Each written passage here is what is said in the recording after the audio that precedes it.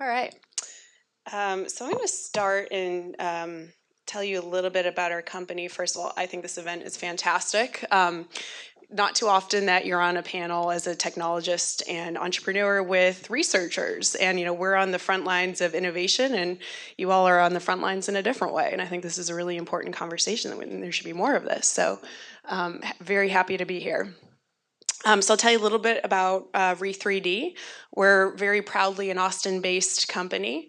We were founded in 2013, and we had we're a kickstarted company, and we had a pretty successful campaign in 2013, launched at South by Southwest. So we're a great local success story, but what's interesting about us and relevant to the regulatory policy discussion is really the versatility of our technology. So the opportunity in the market that we saw back in 2013 is that 3D printing is very much so a disruptive technology, but at the time, most of the printers that are out there were making toys and trinkets, right? Like little bobbleheads and keychains and little novelty things like that. But really, we thought there are real world applications for this. And the truth is that 3D printing has been around for decades. But really as a manufacturing technique and $1 million and up machines. And we thought, well, hey, why don't we apply some of the principles to the consumer machines and build an affordable industrial machine? And so that's our product in the middle there, the GigaBot. It's an 8 cubic foot printer, and it can fill up that entire space. And I've thrown up some pictures just so you get a sense for the versatility of the end uses. Upper left there is a robot. It's called Savioki, and it's a room service robot that delivers room service meals in a hotel. They use the 3D printer, they use the GigaBot to print the actual form factor. To the right of that, those are bronze dinosaurs. And the artist used the GigaBot to print the mold that they then used to pour the bronze inside, an application we didn't even conceive of, when we built the machine and designed it. Below that is an architectural model, it makes sense, prototyping. Directly to the right of the printer there, with the orange, that is prototyping for automotive components and engines. Above that to the upper right is a piece of furniture affixed to some wood. That's a real life piece of furniture. Below that is a bicycle. Certainly you can imagine the safety concerns there. We used bamboo, which is actually a really robust material. Then you have a airplane spinner, and we really liked that application because it was taking the industrial applications a step further. Most of our customers do use the technology for prototyping, but that's an actual airplane spinner in use. And finally, lower right, prosthetics, which we'll talk about in a minute. So there's you get a sense for how versatile our technology is, and I wanted to highlight 3 specific areas here. And Adam was absolutely spot on in his matrix when he was outlining the issues that we face in 3D printing. It's really safety and intellectual property. So product liability. A great case study is prosthetics.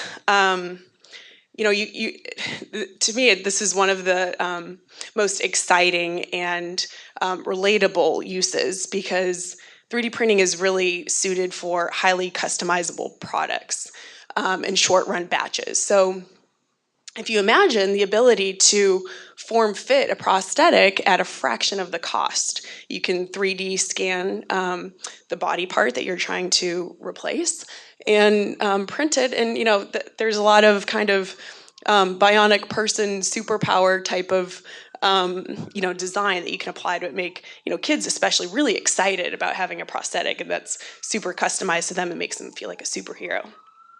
But yeah, talk about product liability. It's a quagmire. And really, I think this highlights some of the complexity in a lot of these technologies. And I'm talking about 3D printing, but a lot of these principles and issues are really relatable to a lot of the kind of hardware and advanced robotic technologies like drones, like driverless cars, flying cars. And really, what all these technologies have in common is the intersection of hardware and software. Specific to prosthetics, it's a very complicated value chain, actually, because at the very early stage, you have us. We're producing the 3D printer itself. Well, what are you going to print the prosthetic with? There's the material company, the person that, or the company that makes the plastic filament that will then become the prosthetic.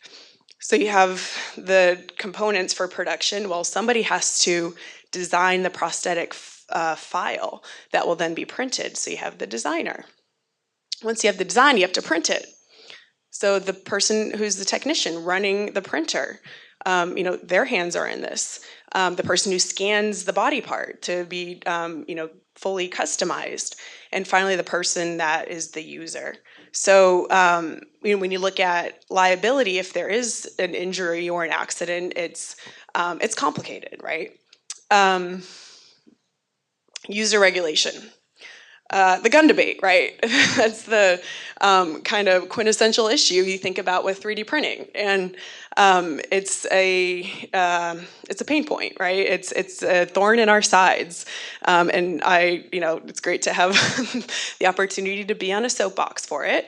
You probably won't be surprised that we're not in favor of background checks for guns, right? So when you think about the potential to institute that type of regulation, I think you have to look at it from a bunch of different angles. One, you can create a gun out of wood, pipe, and rubber bands, right? And just having one means of production that, yes, is faster, but you could create a gun with basically anything. And so in my opinion, is undue burden on one particular type of technology. Like, would you ask somebody that owns a CNC machine or other garage power tools to have to go through a background check? And not only it's not just the background check process, but it's the burden on the company to do that. It's time and money. Not to mention, even if that the background checks were in place, somebody, I own a 3D printer. Okay, you've regulated that person, but a lot of times 3D printers exist in what we call maker spaces, right? Like you have Tech Shop up north, which is a great resource for accessing a lot of this technology. So what if someone makes a gun at a shared space like that? Is that Tech Shop maker space held liable? I think the more that we try to institute specific regulations, I don't know that they're that effective. And finally, intellectual property. I mentioned the design, the file designer in the value chain, and there are, in fact, some intellectual property issues that arise in terms of the digital ownership of those files. And this is not unlike digital music and the circulation and distribution of that.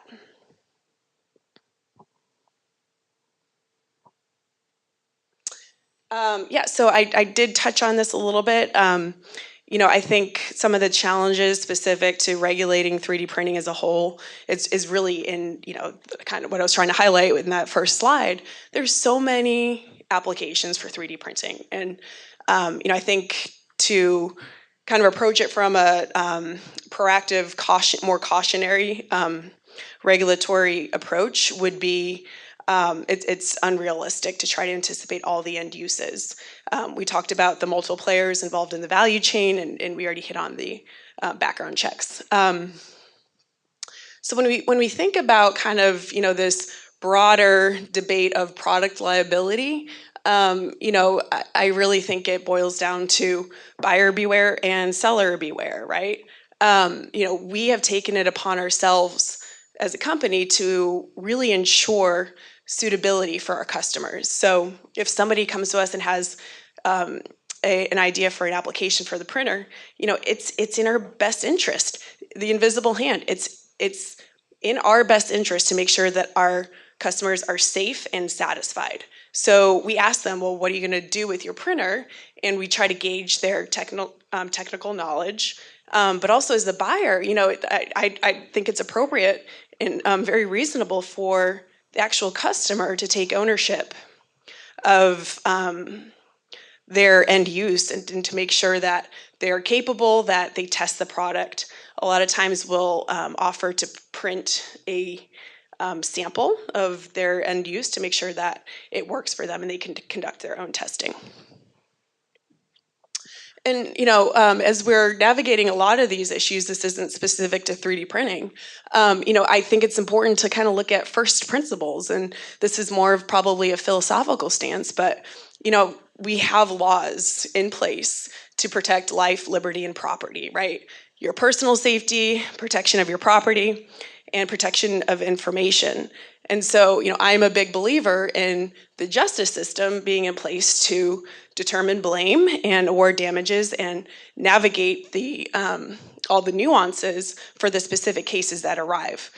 So I am very much in what's the title of your book? Permissionless innovation. Yeah. Surprise, surprise. An entrepreneur, we're risk takers. We like to be at the front lines, pushing the envelope.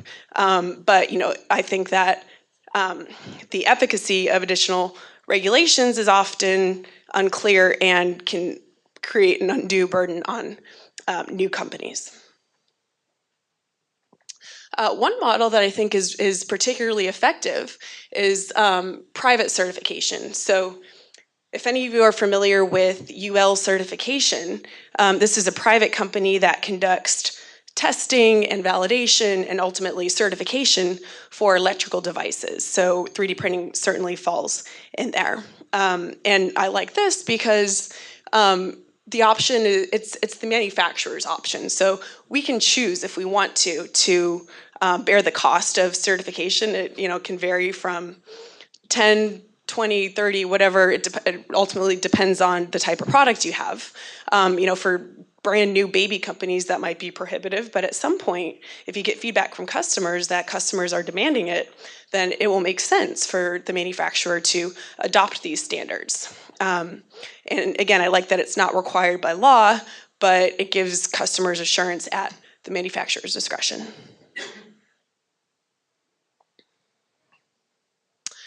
So with that, I will pass the mic to Nicholson.